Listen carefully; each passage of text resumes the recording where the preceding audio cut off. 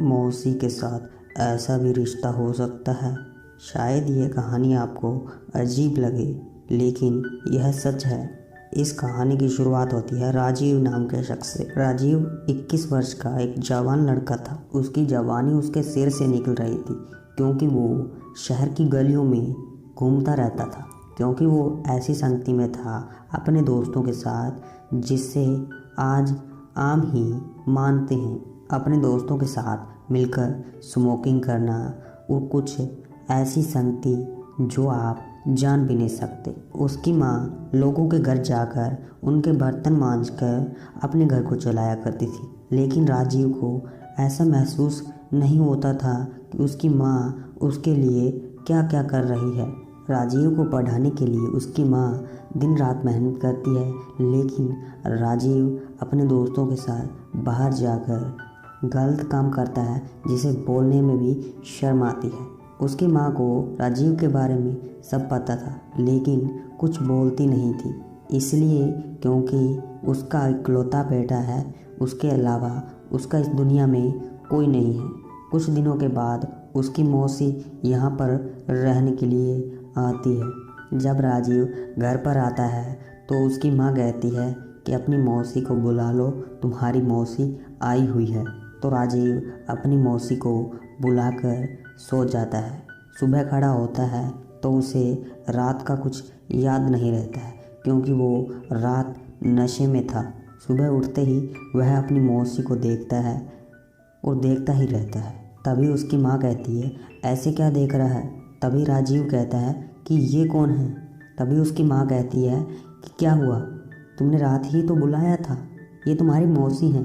तभी वो खड़ा होकर मुंह धोकर चाय पीकर और घर से जल्दी ही निकल जाता है। घर से माँ के पैसे चोरी करके ले जाता है और अपने दोस्तों के साथ नशे की पार्टी करता है। गलत संगति में रहते हुए आदमी अच्छा बन सके, ये तो कहीं लिखा ही नहीं था। जब भी वो पार्टी में जाता, घर की सभी बातें बताता। उसने वह बात भी बताई कि उसके घर पर मौसी आई हुई है। बस यहाँ से शुरुआत होती है गलत संगति की। वहाँ से उसके दोस्तों ने उसे जो पढ़ा लिखा कर भेजा, समझा कर भेजा, वह उसने घर पर आकर किया। उसने यह किया कि उसकी मौसी रात को सो रही थी और वह ऐसा करने जा रहा था जो मुझे आपको बताते हुए शर्म आ रही है। जब उसने अपनी मौसी को छुआ तो वो फटाफट से जाग उठी और बैठ गई। राजीव घबरा गया।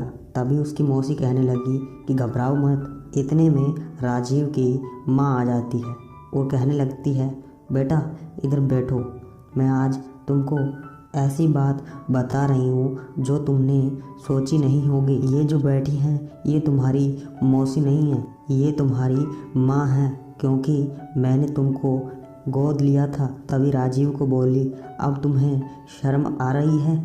तभी राजीव की मौसी कहती है कि जो तुम्हारी माँ ने तुम्हारे लिए किया है वो कोई और नहीं कर सकता। इन्होंने तुम्हारी फीस के लिए अपनी किडनी तक बेच डाली और दूसरों के घर में काम करना शुरू कर दिया, जो तुम्हें पता नहीं है। यह सुनकर राजीव रोने लगा और अपनी माँ से लिपट गया और रोते रोते बोला कि माँ, मैं आगे से इस गलत राह पर कभी नहीं जाऊँगा। कुछ सालों बाद वही राहुल अपनी मेहनत के दम पे पुलिस ऑफिसर बन जाता है। कैसी लगी कहानी? वीडियो को लाइक करें और चैनल को सब्सक्राइब करें ऐसे ही वीडियो को देखने के लिए। धन्यवाद।